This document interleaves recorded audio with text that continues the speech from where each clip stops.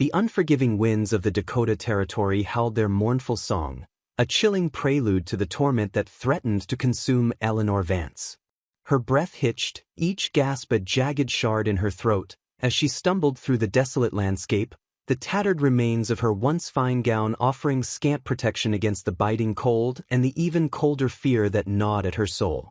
Betrayed by those she had once called family, cast out into a world that offered only cruelty, Eleanor was a vessel adrift on a tempestuous sea, her hope a flickering flame against a gathering storm. Her delicate hands, once accustomed to the soft touch of embroidered silks and the turning of delicate book pages, were now raw and bleeding from scrambling over sharp rocks and tearing through thorny bushes. Her hair, a tangled mass of chestnut brown, whipped around her face, stinging her eyes and momentarily obscuring the bleak horizon.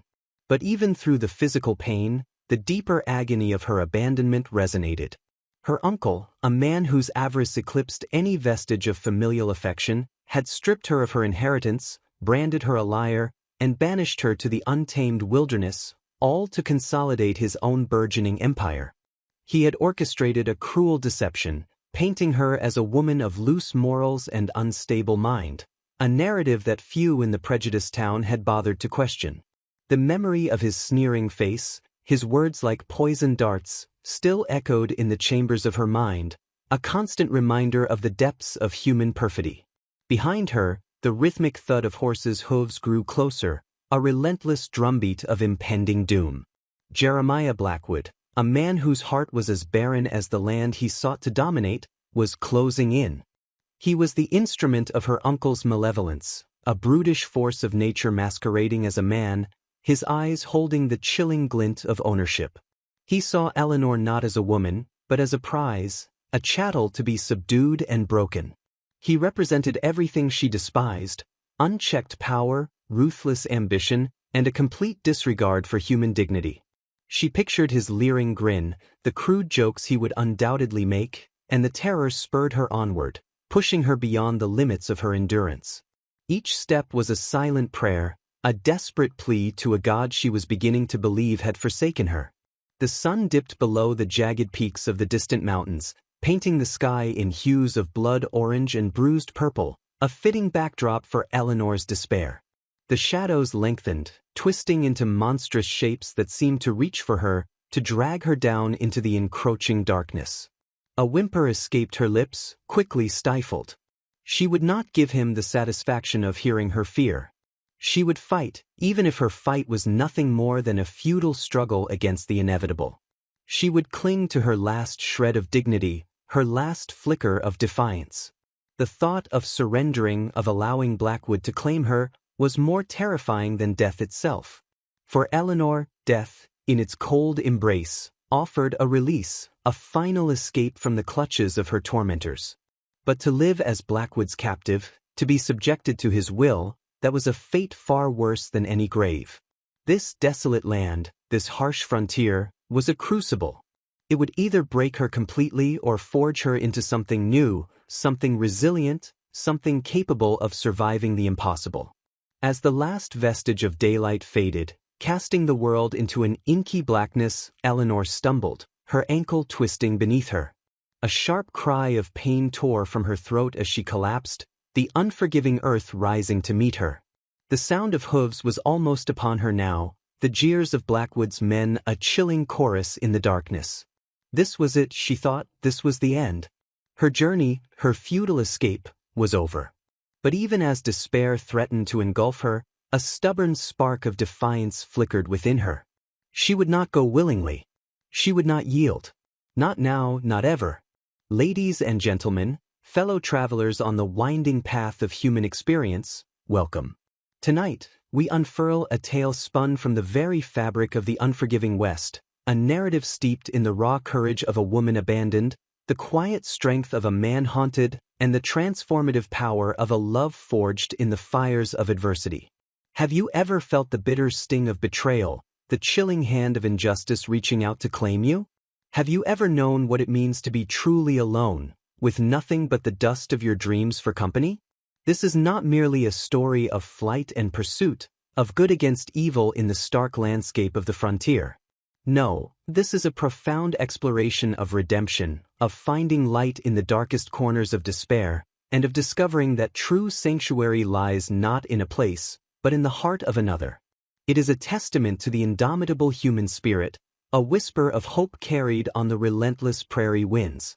We invite you to step back in time with us, to an era when life was brutal, when survival was a daily struggle, and when the bonds forged between souls were often the only thing that stood between life and oblivion. Witness the journey of Eleanor Vance, a woman stripped of everything but her dignity, hounded by the shadows of a past she could not escape. Feel the tremors of her fear, the surge of her defiance, as she confronts the specter of a fate worse than death. Then, observe the silent vigil of Ethan Thorne, a man whose heart was as scarred as the mountains he called home, a lone wolf guarding a hidden wound, who believed his capacity for love had long since withered and died. What happens when these two fractured souls collide in the vast, unforgiving expanse of the Dakota Territory? What happens when the weight of their pasts threatens to crush them, and yet, a nascent hope begins to bloom in the most unlikely of places?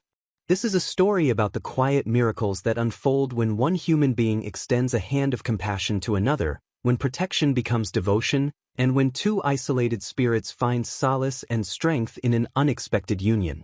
It's a journey into the depths of courage, the heights of sacrifice, and the profound beauty of a love that defies all odds. Prepare yourselves for a saga that will stir your very soul, ignite your spirit, and remind you that even in the most desolate wilderness, the seeds of love and redemption can take root and blossom, transforming desolation into destiny. This is a testament to the enduring power of the human heart, a beacon of light in a world often shrouded in shadow, a story that reminds us all that even when abandoned by all, chased by death, love can find a way to heal, to protect, and to ultimately triumph. The earth beneath Eleanor's collapsed form rumbled, the vibrations reaching her through the cold ground, signaling the imminent arrival of her tormentors. She could hear Jeremiah Blackwood's coarse laughter now, a sound that grated on her nerves like rusty nails on a chalkboard. Well, little bird," he sneered, his voice thick with malicious satisfaction, "looks like your wings are broken at last." The shadow of his horse loomed over her, a dark, oppressive mass against the barely discernible twilight. Eleanor braced herself, her breath catching in her throat, her mind racing for any last resort. But there was none. She was cornered, defeated, her spirit teetering on the precipice of utter despair. Just as Blackwood dismounted, his heavy boots thudding ominously beside her, a sudden, guttural roar ripped through the twilight, echoing across the vast expanse of the prairie. It was not the roar of an animal, but something wilder, more primal, brimming with an ancient, untamed fury. Blackwood and his men froze, their bravado momentarily replaced by a flicker of unease.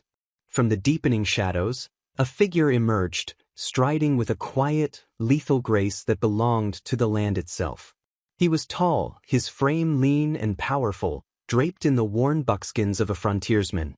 A wide-brimmed hat obscured his face, but Eleanor could feel the intense scrutiny of his gaze upon her, a silent assessment that was both unnerving and, surprisingly, oddly comforting.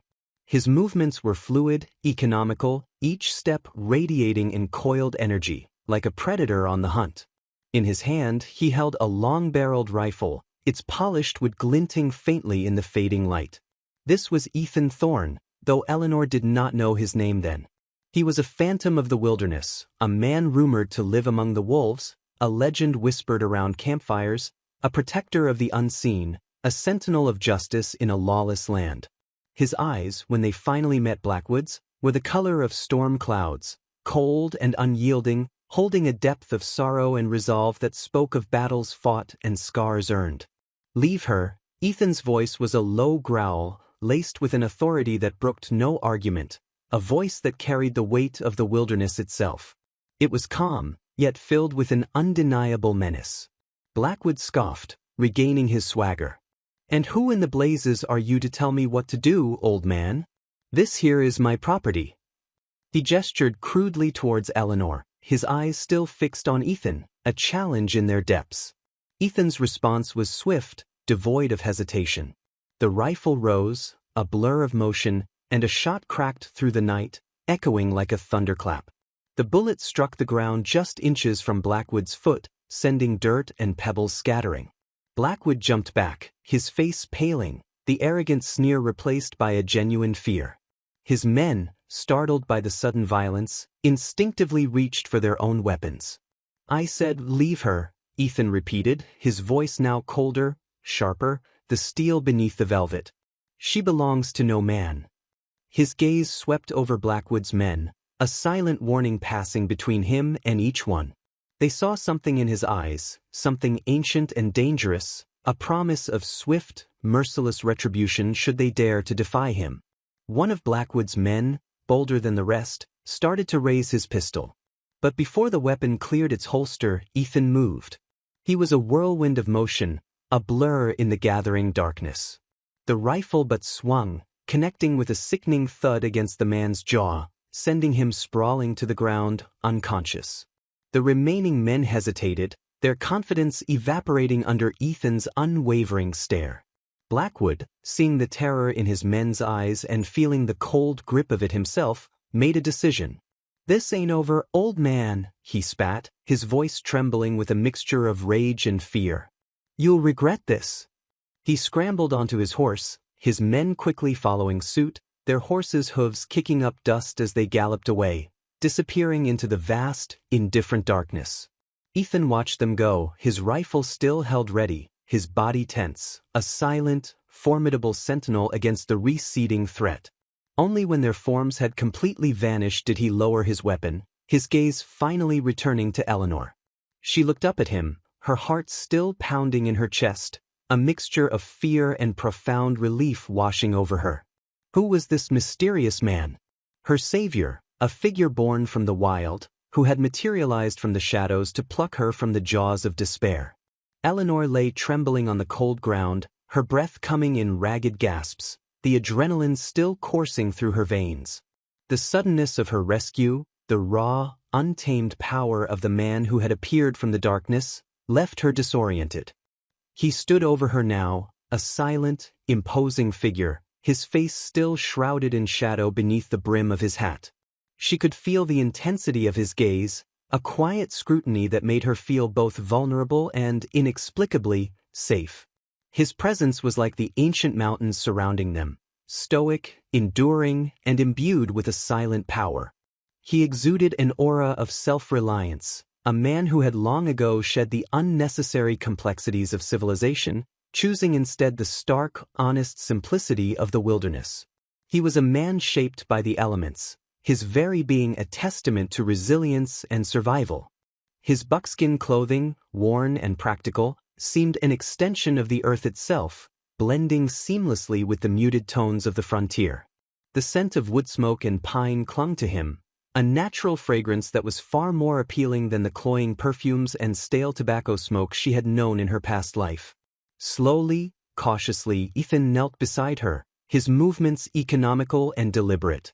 He didn't offer a hand, didn't speak a word, but his actions conveyed a quiet question, an unspoken offer of assistance.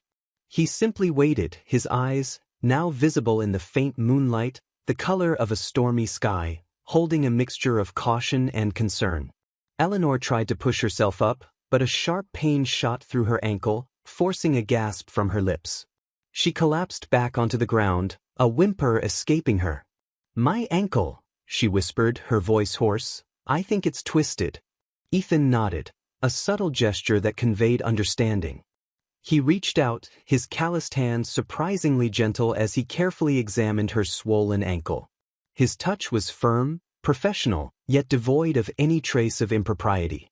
Eleanor, despite her lingering fear, found herself trusting him implicitly. There was a profound honesty in his actions, an absence of pretense that she had rarely encountered in her life. He pulled a worn leather pouch from his belt, extracting a small flask and a strip of clean cloth. He poured a clear liquid onto the cloth, the strong scent of an herbal remedy filling the air. "This will help with the swelling," he murmured, his voice a low rumble, the first words he had spoken directly to her. His voice, though gruff, held a surprising kindness, a gruff tenderness that resonated deep within her. He carefully wrapped her ankle, his movements precise and practiced. He was clearly accustomed to dealing with injuries, to the harsh realities of life on the frontier. As he worked, Eleanor studied him, trying to glean more about this enigmatic stranger. His face was weathered, etched with the lines of hardship and experience, a testament to a life lived under the open sky. There was a strength in his jaw, a quiet sadness in his eyes that stirred an unexpected empathy within her. He was not a young man, perhaps in his late 30s or early 40s, but his eyes held the ancient wisdom of one who had seen much and endured more. When he finished, he stood again, his gaze sweeping the darkening landscape. "You cannot stay here," he stated, his voice direct, leaving no room for argument. "The night is cold and they may return." Eleanor knew he was right. The thought of being alone in the vast, hostile wilderness, injured and defenseless, sent a fresh wave of terror through her. Where will I go?" she asked, her voice barely a whisper, the desperation evident in her tone. Ethan looked at her, his gaze unwavering. "I have a cabin," he said, his voice quiet, "not far from here. You will be safe there." It was not an offer, but a statement of fact, a declaration of intent. He was not asking for her permission, he was simply providing a solution. His words, though simple, carried a profound weight of protection and sanctuary. He reached down, and with surprising ease, lifted her into his arms. Eleanor gasped, her arms instinctively going around his neck, her body stiff with a momentary shock of intimacy. But his grip was firm, reassuring, and she felt a strange sense of comfort in his strength. She was surprisingly light in his arms, her fragility a stark contrast to his rugged endurance. He carried her as if she weighed nothing, his movements still fluid and strong. He set off, striding through the darkness with an uncanny certainty, navigating the treacherous terrain as if it were his own backyard. Eleanor rested her head against his shoulder, her exhaustion finally overwhelming her. The rhythmic thud of his footsteps, the steady beat of his heart against her ear, became a lullaby. For the first time in what felt like an eternity, she felt a glimmer of hope, a fragile spark of safety in the arms of a man she knew nothing about, a warrior who had, against all odds, saved her from the encroaching darkness. She closed her eyes, allowing the comforting darkness to claim her, trusting this silent, stoic protector to carry her towards an unknown, yet somehow promising, future. The journey to Ethan's cabin was a blur for Eleanor, a hazy dream of being carried through a tapestry of shadows and rustling leaves, the scent of pine and damp earth filling her nostrils. When he finally set her down, it was onto a surprisingly soft bed, the kindling warmth of a crackling fire already chasing away the chill from her bones. The cabin was small, rustic, built from rough-hewn logs, yet it possessed a comforting, lived-in feel. A simple wooden table and 2 chairs occupied the center of the room, and a small, stone fireplace dominated one wall, casting dancing shadows on the packed earth floor. The air was filled with the earthy scent of wood smoke, wild herbs, and something else, something undefinably masculine and comforting. It was a stark contrast to the elegant, but emotionally barren, home she had left behind. This humble dwelling, though sparse, felt more like a sanctuary than any grand mansion she had ever known. Ethan moved with quiet efficiency, rekindling the dying embers of the fire, the flickering light illuminating his rugged features. He pulled a kettle from a hook above the hearth and filled it with water from a bucket by the door, his movements sure and practiced. Eleanor watched him, her mind still reeling from the events of the evening. She was safe, at least for now, in the care of a man who was as enigmatic as the wilderness he inhabited. He was a man of few words, his actions speaking volumes, yet she felt an undeniable pull, a curiosity about the silent depths that lay beneath his stoic exterior. He poured her a cup of hot, steaming tea, its herbal aroma calming her frayed nerves. "Drink this," he said, his voice a low murmur, "it will help you sleep." Eleanor took the cup, her fingers trembling slightly as they brushed against his. The warmth of the mug seeped into her hands, a welcome comfort. She took a sip, the bitter taste of the herbs strangely soothing. "Thank you," she whispered, her voice still hoarse. "For everything." He simply nodded, his gaze distant, as if lost in thought. He was a man burdened by his own silent sorrows, she realized, a man who had clearly endured his own share of hardship and loss. There was a quiet intensity about him, a solemnity that hinted at a deeply contemplative nature. "You are safe here, Eleanor," he said, his voice soft, almost a reassurance to himself as much as to her. He had learned her name from Blackwood, a chilling reminder of the proximity of her pursuers. "They will not find you." His words carried the weight of a solemn vow, a promise etched in the quiet resolve of his eyes. Eleanor believed him. In the depths of her despair, he had appeared like a beacon, a steadfast protector in a world that had turned its back on her. Over the next few days, a fragile truce, a silent understanding, began to form between them.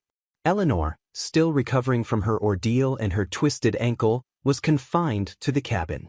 Ethan, ever vigilant, hunted for game, gathered firewood, and tended to her needs with a quiet, unwavering care. He brought her fresh water, cooked simple but nourishing meals, and even fashioned a crude crutch for her. He spoke little, but his presence was a constant, comforting assurance. He was a man of action, not words, and his actions spoke volumes. Eleanor, in turn, began to observe him, to learn the rhythms of his solitary life. She watched him sharpen his hunting knife, his movements precise and focused. She saw the way his eyes scanned the horizon, constantly alert, yet possessing a deep appreciation for the quiet beauty of the wilderness. She learned that he was a man in tune with the land, a silent guardian of its secrets. He was a man of routines, of quiet rituals, each action imbued with purpose and efficiency. As her ankle slowly healed, Eleanor began to contribute, her small efforts a way to repay his kindness. She cleaned the cabin, mended his worn clothing with nimble fingers, and organized the sparse supplies. She cooked the meals he brought, finding a quiet satisfaction in the simple tasks. Through these shared chores, a connection began to deepen between them, a silent bond woven from mutual respect and quiet gratitude. They spoke in brief, meaningful exchanges, their words chosen with care, like precious coins. She told him about her past, about her uncle's betrayal and Blackwood's cruel pursuit. He listened in silence, his expression unreadable, yet she felt his unspoken empathy, his quiet understanding. He, in turn, spoke sparingly of his own past, hinting at a great loss, a tragedy that had driven him to seek solace in the solitude of the wilderness. He spoke of a wife and child, lost to a cruel twist of fate, their memory etched into the very core of his being, a wound that still festered beneath his stoic exterior. The cabin, once a symbol of his isolation, slowly began to transform into a shared sanctuary, a haven against the harsh realities of the world outside. The quiet moments they shared, the unspoken understanding that grew between them, began to chip away at the walls they had both built around their hearts. The silence between them was no longer awkward, but comfortable, filled with the unspoken language of shared experiences and nascent affection. The frontier, once a symbol of Eleanor's desperation, was slowly becoming a crucible of her resilience, a place where she was not only surviving, but beginning to thrive, nurtured by the silent strength and unwavering protection of the stoic warrior who had saved her. Weeks melted into months, each sunrise painting the Dakota skies with a renewed promise, each sunset casting longer shadows that hinted at the slow but steady blossoming of an unexpected tenderness between Eleanor and Ethan. The stark beauty of the wilderness, once a symbol of Eleanor's despair, now reflected the quiet strength and burgeoning hope within her. She was no longer the frightened, vulnerable woman who had stumbled onto Ethan's path, but a woman forged anew in the crucible of hardship, her inner strength slowly unfurling like a hardy prairie flower. Her hands, once soft, were now calloused, but capable. Her eyes, once clouded with fear, now held a steady, determined light. She had learned to track small game, to identify edible plants, and to read the subtle signs of the changing seasons. She was no longer merely surviving, she was living, truly living for the first time in her life. The cabin, once a stark refuge, now felt like a home, filled with the quiet rhythms of their shared existence.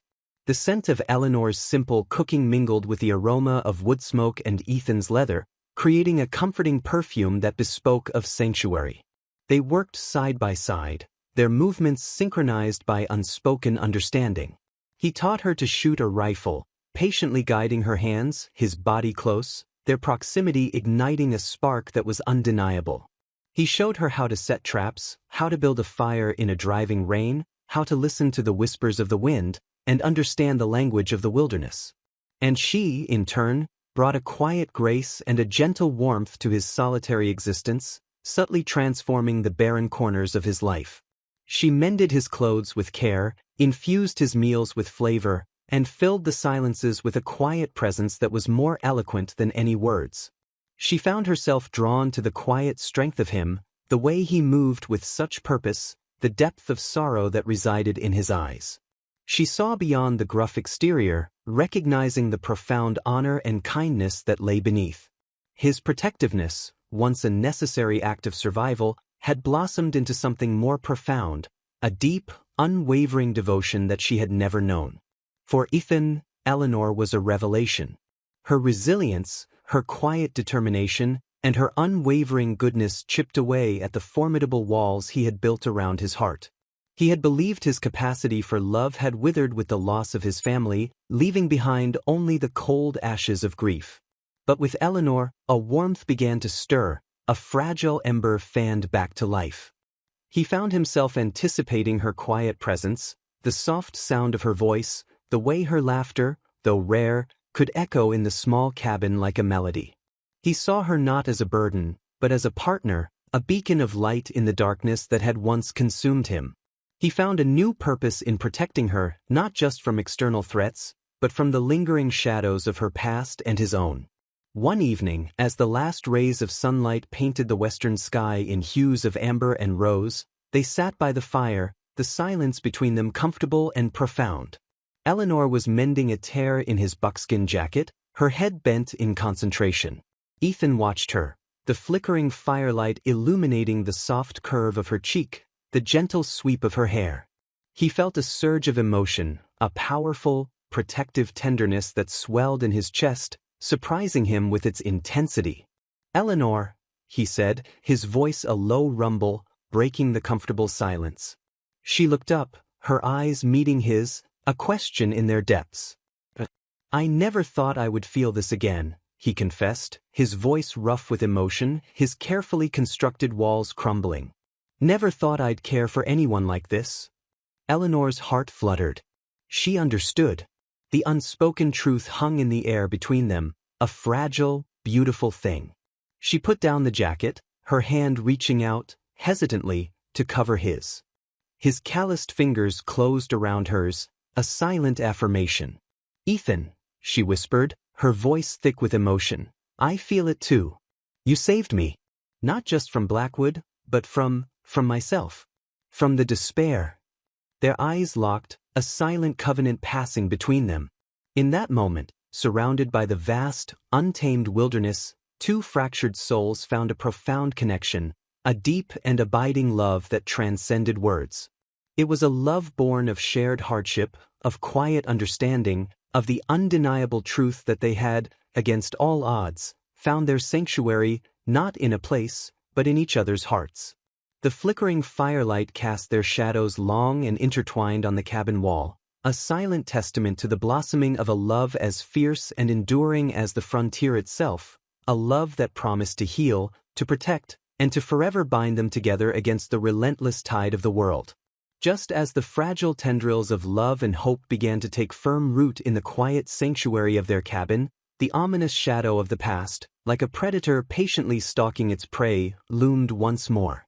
One crisp autumn morning, as Ethan returned from setting his traps, a chilling silence hung in the air, a stillness that was unnatural, foreboding. He found Eleanor standing by the cabin window, her face pale, her hands clutched tightly to her chest. "Ethan," she whispered, her voice trembling, "they're back." His gaze followed hers, and there, on the distant horizon, a small cluster of riders was silhouetted against the rising sun, their forms unmistakable. Jeremiah Blackwood and his men. The air crackled with a renewed tension, the precarious peace shattered by the return of the possessive tyrant. Blackwood's pursuit, once a distant threat, had now materialized into a direct and imminent danger, threatening to tear apart the fragile haven they had painstakingly built. Ethan's jaw tightened, his eyes hardening with a steely resolve. The comfortable warmth of the cabin suddenly felt exposed, vulnerable. "How did they find us?" he muttered, more to himself than to Eleanor, his mind already racing, calculating, preparing for the inevitable confrontation. Eleanor shook her head, her eyes wide with fear, but also with a nascent defiance. "I don't know. But he won't stop, Ethan. He sees me as something to be owned, to be broken. He won't rest until he has me." Her words held a grim truth, a stark reminder of the antagonist's relentless and cruel nature. Ethan turned, his hand reaching for his rifle, his movements precise and purposeful. "Then we will fight," he said, his voice low, firm, laced with an unwavering determination. "Together." His gaze met hers, a silent promise passing between them. The fear in Eleanor's eyes began to recede, replaced by a flicker of courageous resolve. She was no longer the helpless victim. She was a partner, ready to stand by the man who had given her a reason to fight. They spent the next few hours preparing, their movements a synchronized ballet of grim determination. Ethan secured the cabin, reinforcing the door and windows, creating firing positions. Eleanor, despite her fear, helped him, her hands steady as she loaded spare ammunition, her mind focused on the task at hand. She gathered their meager provisions, ensuring they had water and a few rations. The air was thick with unspoken tension, a palpable sense of impending battle. As Blackwood and his men approached, their horses kicking up plumes of dust, Eleanor felt a surge of terror, but it was quickly overshadowed by a fierce protectiveness for Ethan, for the life they had forged together. She would not let them take him from her. She would not let them destroy the sanctuary they had built. Blackwood, mounted on a powerful black stallion, rode at the head of his small posse, his face contorted into a triumphant, cruel grin. He dismounted a safe distance from the cabin, his voice booming across the silent prairie. "Thorn, I know you're in there. Hand over the woman, and maybe I'll let you live." His words were laced with a venomous arrogance, an absolute conviction in his own power and entitlement. Ethan stepped out onto the small porch, his rifle held loosely in his hands, but his stance radiating a quiet, dangerous power. "She ain't going anywhere with you, Blackwood," he retorted, his voice calm, steady, unwavering. "She ain't yours to take." Blackwood laughed, a harsh, grating sound. "Fool, you think you can stand against me? I'll burn this cabin to the ground, and you with it, before I let her escape." He gestured to his men, who began to spread out, circling the cabin. The stage was set, the final confrontation looming. Eleanor stood behind Ethan, her own heart pounding, but her gaze resolute. The silence stretched, pregnant with tension, broken only by the snorting of horses and the creak of leather. This was it. The battle for their future, for their very lives, was about to begin. The fate of their hard-won peace, the fragile bloom of their love, hung precariously in the balance, threatened by the relentless tide of greed and cruelty. But Eleanor and Ethan, standing side by side, a silent, formidable force, were ready to face the storm, ready to defend their sanctuary against the encroaching darkness, ready to fight for the future they had dared to dream of, together. The standoff hung heavy in the crisp autumn air, a palpable tension that vibrated with unspoken threats and simmering defiance. Jeremiah Blackwood, his face a mask of arrogant fury, paced before his mounted men, his voice thick with venom. "Last chance, Thorn. Hand her over, or you'll face the wrath of every man loyal to me." His words, however, lacked the conviction of true power, betraying a hint of unease in the face of Ethan's unwavering resolve. Ethan remained unmoving on the cabin porch, his rifle held steady, a silent sentinel against the encroaching darkness. His gaze was fixed on Blackwood, calm and unyielding, a predator assessing his foe. "There is no us, Blackwood." Ethan's voice was a low growl, devoid of any fear. "Only you and your hired dogs. And you'll find that loyalty crumbles when faced with a righteous fight." Eleanor, standing just behind him, felt a surge of pride at his unwavering courage. She reached out, her hand finding his, a silent gesture of solidarity and strength. Their connection was a powerful force, a silent promise of unwavering support. Blackwood, seeing the quiet defiance in Eleanor's eyes, the strength in her grip on Ethan, roared in frustration. "Fire!" he shrieked, his voice cracking with uncontrolled rage. The first shots rang out, echoing across the prairie, shattering the tense silence. Bullets whizzed past the cabin, thudding into the thick log walls, splintering wood. Ethan, with a swift, powerful motion, pulled Eleanor inside, shielding her with his body. He moved with the grace and speed of a seasoned warrior, his instincts honed by years of survival. "Stay low," he commanded, his voice urgent but calm. From within the relative safety of the cabin, Ethan returned fire, his shots precise and deadly. He aimed for the horses first, knowing that dismounting the riders would give them a crucial advantage. One of Blackwood's men cried out as his horse reared, struck in the leg, throwing its rider to the ground.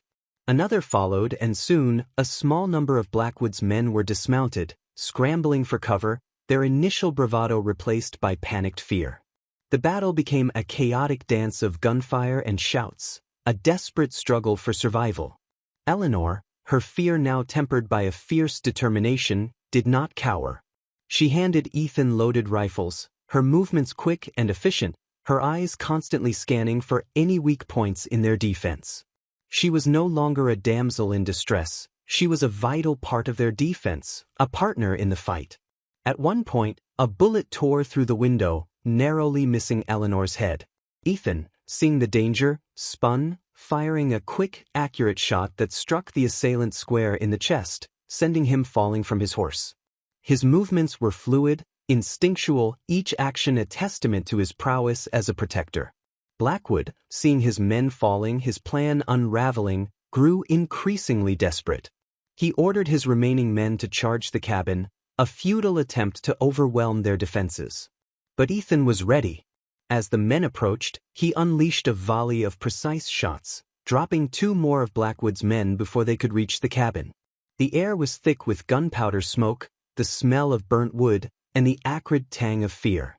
Eleanor watched in awe and a fierce, primal admiration as Ethan fought. He was a force of nature, a protector embodying the spirit of the wilderness itself, defending his home, his sanctuary, his love, with an unwavering intensity. He was not just fighting for his life, but for hers, for the future they had dared to dream of, for the quiet peace they had built together. Finally, only Blackwood remained, his face contorted into a mask of pure, unadulterated hatred and desperation. He tried to flee, spurring his horse to a gallop, but Ethan was quicker. He aimed, his breath held steady, and fired. The shot struck Blackwood's horse, sending the animal crashing to the ground, pinning Blackwood beneath it. Ethan approached cautiously, rifle still raised, his eyes scanning for any trickery. Blackwood lay trapped, groaning in pain, his face pale and contorted, the image of his once arrogant self shattered. Eleanor emerged from the cabin, her own small pistol now held firmly in her hand, her gaze unwavering as she looked at her tormentor. "It's over, Jeremiah," she said, her voice steady, devoid of fear, filled with a newfound strength. "You can't hurt me anymore." Blackwood snarled, a defeated, pathetic sound. "You'll regret this, both of you." But his words held no power now, only the hollow echo of a defeated tyrant.